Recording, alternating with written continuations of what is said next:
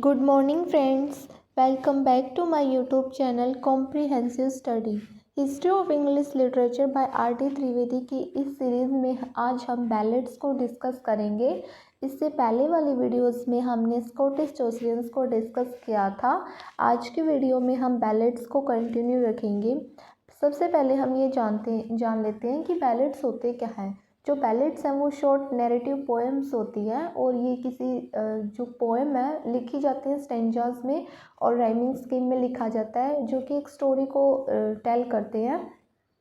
और जो बैलेट्स हैं वो मिडिल एजेस में बहुत पॉपुलर थे पेस्ट्रल थीम्स पे या फिर हीरो की ब्रेवरी को दिखाने के लिए बैलेट्स जो है वो इस इरा में लिखे गए थे।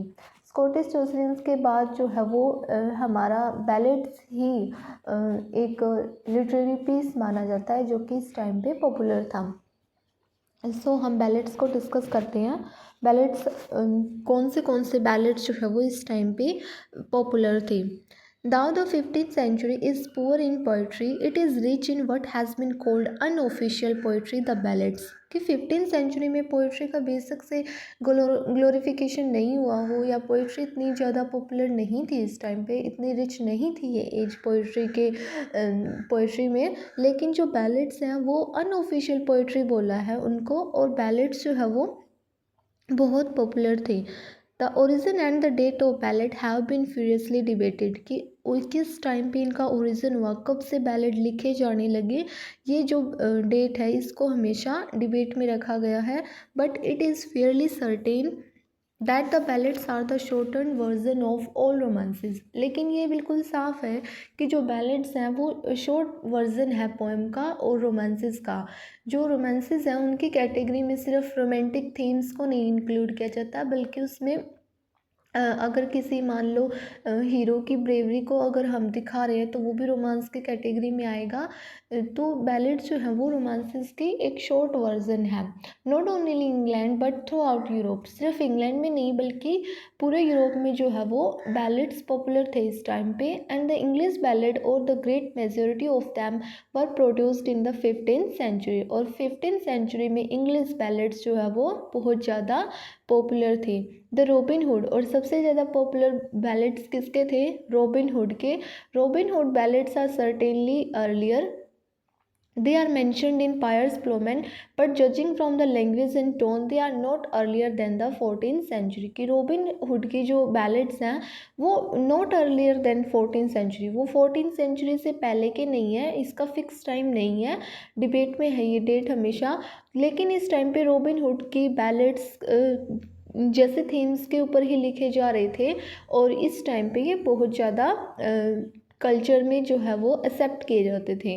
Quite a large number date from 16th and 17th century। They are in the nature of imitation antiques products of conscious literary art and sophistication। The genuine ballad has a certain primitive quality both in feeling and in treatment which constitute its chief charm and which cannot be reproduced successfully in more modern times।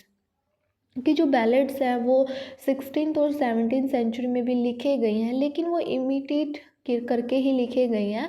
Genuine ballot जो है वो इसी time पे लिखे गए थे और इनमें जो है वो चीफ चार्म जो है वो मतलब कि बहुत अच्छे वर्ड्स का यूज़ किया गया है और विच कैन नॉट, लेकिन बाद के बैलेट जो है वो इतने सक्सेसफुल नहीं लिखे गए हैं। The word ballet is connected with dancing. और बैलेट जो वर्ड है ये किससे कनेक्ट है? डांसिंग से। And it is possible that the original ballad were sung और recited to the accompaniment of community dances. और ऐसा कहा जाता है कि ऐसा पॉसिबल हो सकता है कि जो बैलेड स्टार्टिंग में जब लिखने स्टार्ट किए गए थे तो ये जो है वो म्यूज़िकल क्वालिटी ऑफ सॉन्ग्स की तरह लिखे गए थे ताकि इनके ऊपर डांस किया जा सके। However, rough their words, their simplicity, naturalness, and sincerity, together with their fresh outdoor atmosphere, give them an appeal which is universal and not merely local or popular। A ballad is thus a short, traditional and popular story in verse।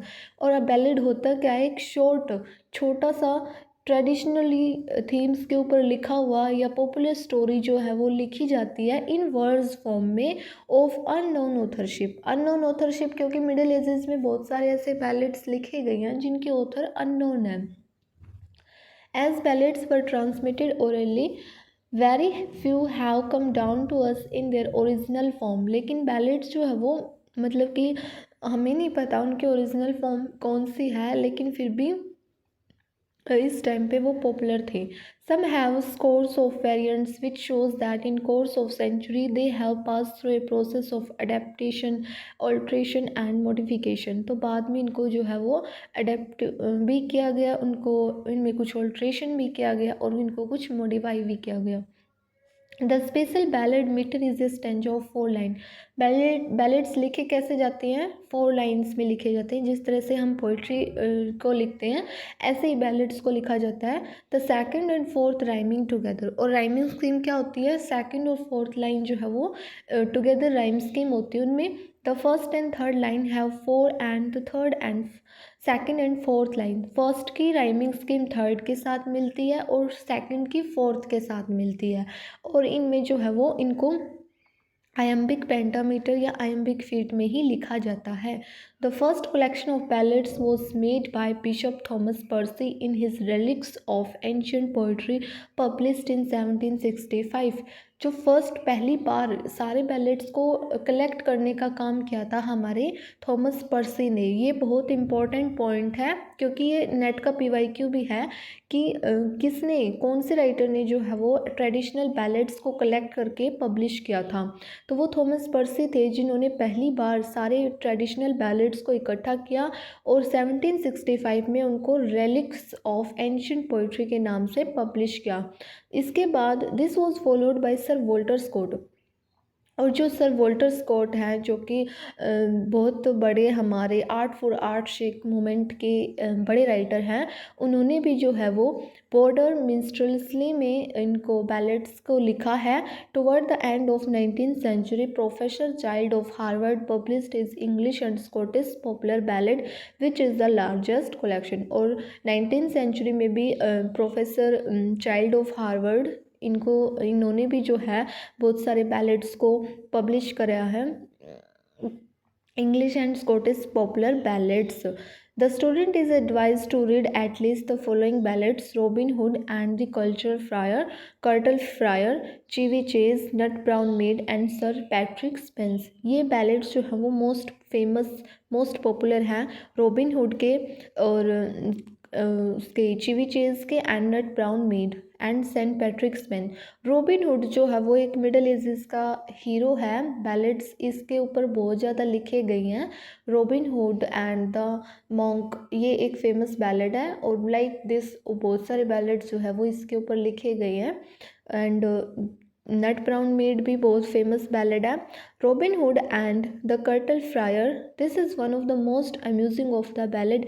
Entering around this famous outlaw there is a good deal of horseplay between the two at first. Robin Hood and curtail fryer में क्या किसके बारे में है ये ballad? एक good deal है, एक horse play between the two at first, then they are fight and Robin Hood being worst blows 3 blast on his horn at which 50 of his archer appear. Robin Hood जो है वो एक sportsman है, archery भी करता है ये, और जो है इसी के बारे में लिखा गया ये ballad. The curtal friar then putting his fist to his mouth amidst 3 hoots at which 50 curtal bloodhounds appear. 2 of the dogs tearing off Robin Hood's cloak. A battle royal is joined between the two groups. When 10 of his dogs are killed, the friar accepts defeat and yield to Robin Hood. इन दोनों की fighting के बारे में है ये. Robin Hood and the curtal fryer कैसे जो है वो एक दूसरे से ये फाइट करते हैं और लास्ट में जो है वो कर्टल फ्रायर जो है वो एक्सेप्ट कर लेता है अपनी डिफीट, अपनी हार को, और रॉबिन हुड जो है वो जीत जाता है. सेकंड है चीवी चेज. चीवी चेज होता है किसी को हॉन्ट करना या किसी का पीछा करना, उसी फॉर्म में है. This is the most famous of the ballad. It has been called a little epic, और इसको जो है वो लिटिल एपिक के नाम से भी जाना गया है. And it is a truly martial style that gallant fight between 2 border lords, Percy of Northumberland and Douglas of Scotland. ये जो बैलेड है वो जो है वो मार्शल स्टाइल में लिखा गया है। और लाइक हमने पहले किया था कि हीरोज़ की फ़ाइट्स को जो है वो बैलेट्स में डिस्क्राइब किया गया है। तो इसमें ऐसे ही टू बॉर्डर लॉर्ड्स के बीच में कोई झगड़ा हुआ था। उस वो कौन कौन थे? Percy of Northumberland and Douglas of Scotland. ये टू लॉर्ड्स हैं, बॉर्डर लॉर्ड्स हैं। इनके बीच में जो है वो एक फ़ाइट हुई थी, उसके बारे में ये बैलेड है हमारा चीवी चीज़। This incident is historical or at least semi-historical, which took place early in the 15th century. Percy defies Douglas by hunting in the enemy territory. The Cheviot Hills, the inevitable fight take place and Douglas is slain. तो इन दोनों के बीच में fight होती है और जो है वो Douglas is slain. The scene of Percy grieving over the dead body of his erstwhile enemy and admiring his worth has a touch of pathos and chivalry which is strangely moving. और last में क्या होता है कि Douglas जो है वो उसकी डेथ हो जाती है और फिर जो पर्सी है वो मतलब उसकी डेथ पे पैथोस दिखाता है, वो उसकी पिटी फील करता है। और ये जो है वो बहुत ज़्यादा एडमायरिंग फैक्ट है इस बैलेड का. Sir Philip Sidney in his apology for poetry paid this ballad a handsome tribute when he said, I never hear the old song of Percy and Douglas that I found not my heart more move than with a trumpet. तो Philip Sidney जो कि apology for poetry लिखते हैं, इसमें वो बताते हैं Sydney कि पोइट्री हमारे लिए क्यों इम्पोर्टेंट है. जब पोइट्री को जो है वो जैसे प्लेटो ने कहा था कि पोइट्री जो है वो सिर्फ चीज़ों को इमिटेट करती है, कुछ उसमें क्रिएटिविटी नहीं है. लाइक दिस सिडनी ने भी और फिर अरिस्टोटल ने बोला था कि पोइट्री में सिर्फ इमिटेशन नहीं है बल्कि पोइट की क्रिएटिविटी भी है, उसका टैलेंट भी है. उस टैलेंट के दम पे ही पोइट जो है वो अपनी क्रिएशंस कर पाता है. तो ऐसे ही सिडनी ने भी जब स्टीफन गोसोन ने एक वर्क लिखा था, उसमें उन्होंने जो है वो पोइट्री को अब्यूज़ किया था. तो सिडनी ने रिप्लाई किया था अपने वर्क के साथ अपोलॉजी फॉर पोइट्री. और इसमें जो है उन्होंने पोइट्री को 3 प्रकार से डिवाइड किया है, फिलोसोफिकल और ट्रेडिशनल और रिलीजियस पोइट्री. और ये ऐसे imaginative poetry, religious poetry and philosophical poetry, ये 3 कैटेगरीज में डिवाइड किया है सिडनी ने पोइट्री को. और ये नेट का PYQ भी है, तो हमारे लिए इम्पोर्टेंट है फिलिप सिडनी की अपोलॉजी फॉर पोइट्री को याद रखना. और इसमें भी सिडनी ने भी खुद ट्रिब्यूट किया है कि वो जो है वो जो बैलेड था पर्सी का और डगलस के बीच में जो फाइट हुई थी, उससे वो बहुत ज़्यादा उनका हार्ट जो है वो ज़्यादा मूव हुआ था, उनको सिंपैथी फील हुई थी. And yet he goes on to say its style is so crude and unadorned indeed it was the roughness of its meter and style coupled with genuine feeling that appealed so much to romantics. Third है हमारा the nut brown maid. Nut brown maid में क्या है?